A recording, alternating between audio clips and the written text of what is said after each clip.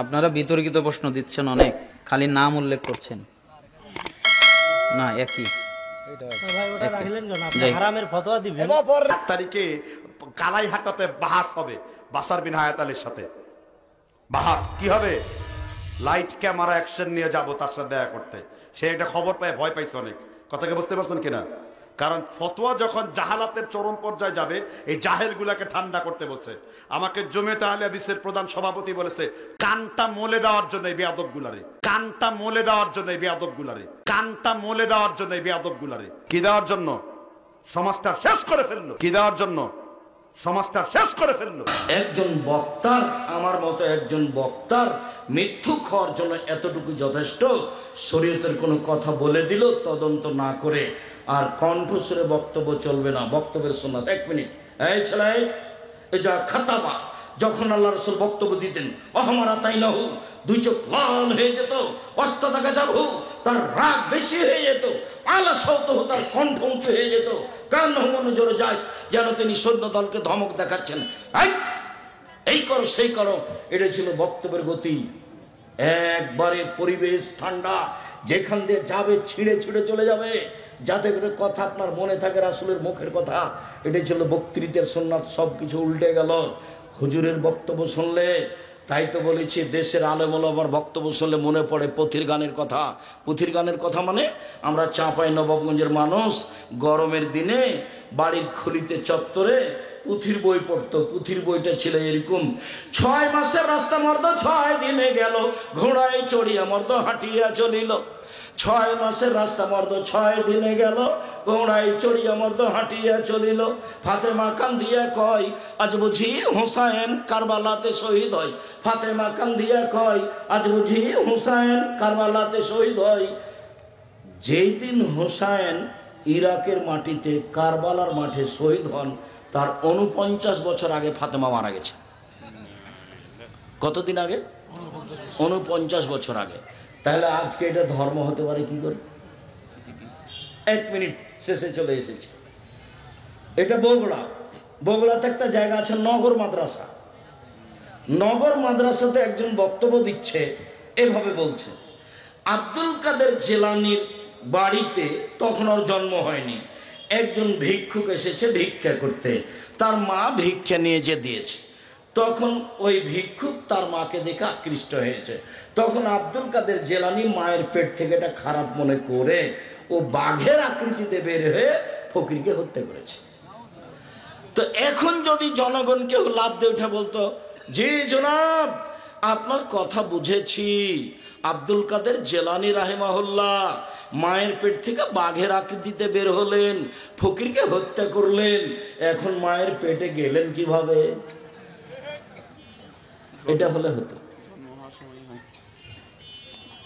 এটা ধর্ম? আব্দুল কাদের জিলানী রাহিমাহুল্লাহ যাচ্ছেন আকাশে। কোথায় যাচ্ছেন আপনি? আল্লাহর বিচার ভুল হয়ে গেছে, সেজন্য ঠিক করতে যাচ্ছে। কথা শেষ করলাম। সম্মানিত দিদি ভাই বোন, বিষয় ভিত্তিক বক্তব্য দিতে হবে আমাদেরকে। উপস্থিত বৈঠকের দিনই বোন, এই মেয়ে কথা বলছো কেন? এদিকে দেখো, আল্লাহ বলছে, আতিউল্লাহ আতিউর রাসূল ওয়ালা তুবতিলু আমালাকুম। পৃথিবীর মানুষ, আল্লাহকে মানো, 1।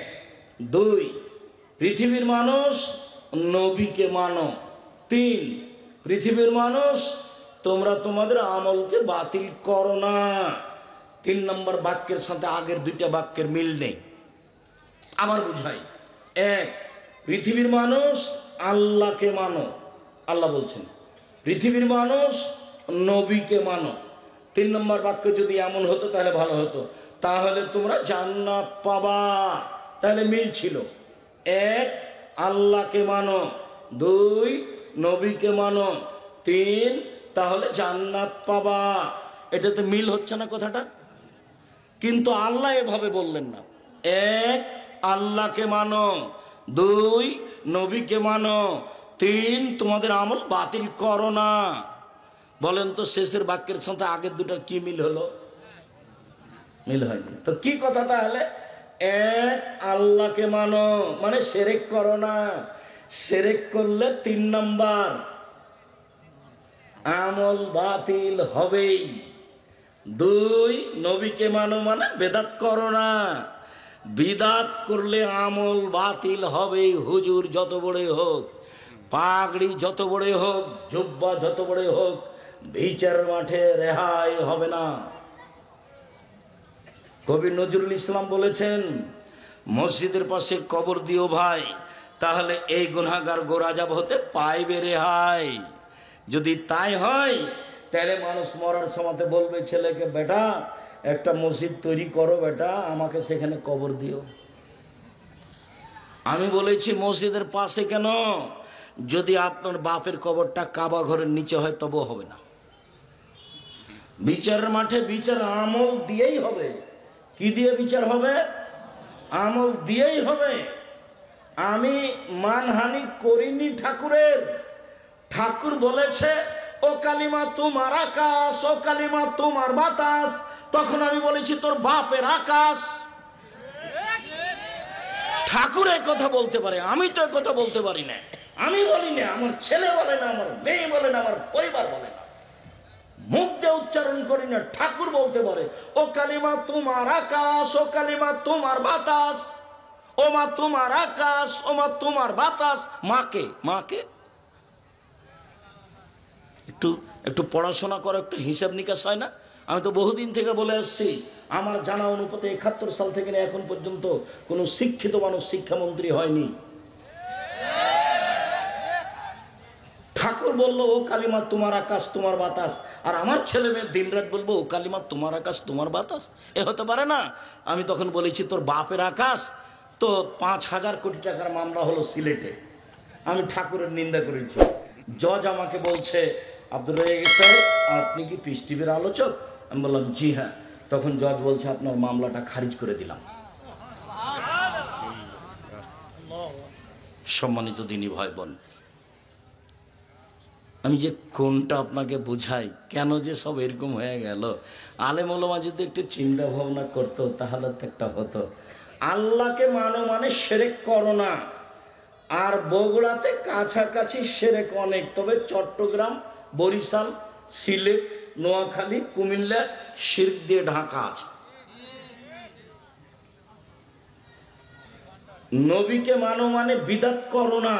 নবীকে মানো মানে বিদাত করো না। সাদাকাল্লাহুল আজিম যদি নবীর মুখের না হয় তাহলে এটা বিদাত হয়। এটা নবীর মুখের হতে হবে, নইলে তা বিদাত হতে হবে। দোয়া 3 লাইনের একটা আর 1 পৃষ্ঠার একটা। 90 সাল থেকে মাঠে আছে। 90 সালে বক্তব্য চালু হয়েছে বগুড়ায়, বীরকুষ্টিয়ায়। সেদিন থেকে মাঠে আছি বলে আসছে 90 সাল থেকে। এটা হয় নবীর প্রমাণ হতে হবে, না হয় বিদাত হতে হবে। কথা বুঝতে পারেননি? আর এখানে আছে কোরআন কারিম আছে, আর বহু জায়গাতে কি আছে? কোরআন শরীফ আছে। প্রমাণ করেন দেখি। নবীর মুখের হতে হবে, নইলে তা বাতিল বলে গণ্য হবে। একটা হাদিস, তারপরে একটু দেখাবো। আল্লাহ রাসূল বলছেন, পৃথিবীর মানুষ বাল্লিগু আন্নী ওয়ালায়, আমার একটা কথা জানা থাকলে অন্যকে বলো। 2, ওয়াহাদিসু আন বানি ইসরাঈল আল হারাজ, বানি ইসরাইলের কাহিনী বলো, কোনো দোষ নেই। 3, মান কাযাবা আলাইয়া মুতাআম্মিদান ফালিয়াতাবাওয়া মাকাদাহু মিনান নার। কেউ যদি কোনো কথা আমার নামে বলে, কেউ যদি ধর্ম বলে কোনো কথা আমার নামে বলে, সেই কথা যদি আমার না হয় তাহলে তার থাকার জায়গা জাহান্নাম, জুব্বা যত বড়ই হোক। হাদিস বুখারী মুসলিম। আবার বলি, 1, আমার একটি কথা জানা থাকলে অন্যকে বলো। 2, বানি ইসরাইলের কাহিনী বলো। 3, কেউ যদি কোনো কথা আমার নামে বলে, সেই কথা যদি আমার না হয় তাহলে তার থাকার জায়গা জাহান্নাম। এভাবে বললেন, কিন্তু আগের মতো করে বললে ভালো হতো। আগে যেমন বলছিলাম, 1, আমার একটি কথা জানা থাকলে অন্যকে বলো। 2, বানি ইসরাইল কাহিনী বলো। 3, তাহলে তোমরা জান্নাত পাবা। এভাবে হলে কথাটা মিল হতো না? মিল হতো। 1, আমার একটি কথা জানা থাকলে অন্যকে বলো।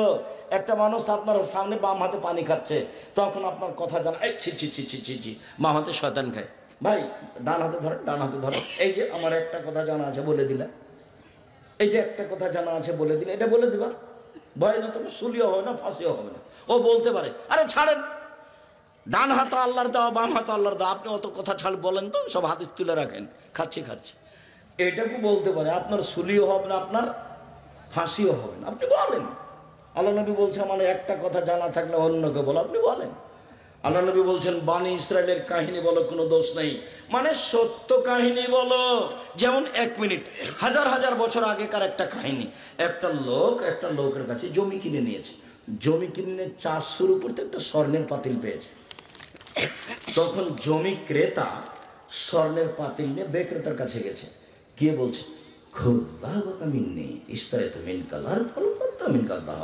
আপনি আপনার স্বর্ণ নেন, আমি আপনার কাছে জমি কিনে নিয়েছি, স্বর্ণ কিনিনি। তখন জমি বিক্রেতা বলছে, বেতলার জমা ফিহা, আমি স্বর্ণের পাতিল নিব না, আমি জমিও বিক্রি করেছি, জমির ভিতরে যা কিছু ছিল সব বিক্রি করেছি, ওটাও নিব না। এই যে এই ঘটনা হাজার হাজার বছর আগেকার কাহিনী, মানে ইসরায়েলের কাহিনী, মানে সত্য কাহিনী বলো। এক, আমার একটি কথা জানা থাকলে অন্যকে বলো। 2, বানি ইসরায়েলের কাহিনী বলো। 3, কেউ যদি কোনো কথা আমার নামে বলে, সেই কথা যদি আমার না হয়, তাহলে তার থাকার জায়গা জাহান্নাম। 1 মিনিট, আমি এখন যেটা বলছি সেটা আপনাকে আমি কষ্ট দেওয়ার জন্য বলিনি। সেটা হলো এই যে আপনি অজু করলেন, যখন আপনি মাথা মাসা করলেন তখন কাঁধও মাসা করলেন, এভাবে কাঁধ মাসা করলেন। তো হাদিসে এসেছে মাথা মাসা আর কান মাসা, একবারে এমনভাবে স্পষ্ট হয়ে এসেছে যে 2 আঙ্গুল কানের ভিতরে ঢুকিয়ে দিতে হবে, এই দুটা ভিতরের, এই দুটা বাহিরে, ইভাম বৃদ্ধাঙ্গুল, ওইভাবে হাদিসে এসেছে। পাখান ধুলে কনিষ্ঠ আঙ্গুল দিয়ে এই আঙ্গুলগুলো একবারে ভালো করে একবারে পরিষ্কার করে দিতে হবে, এটা হাদিসে এসেছে। তো যদি এটাও থাকে বলেন, আর যদি এইটা আপনি বললেন না থাকে, তাহলে আপনার কি হবে?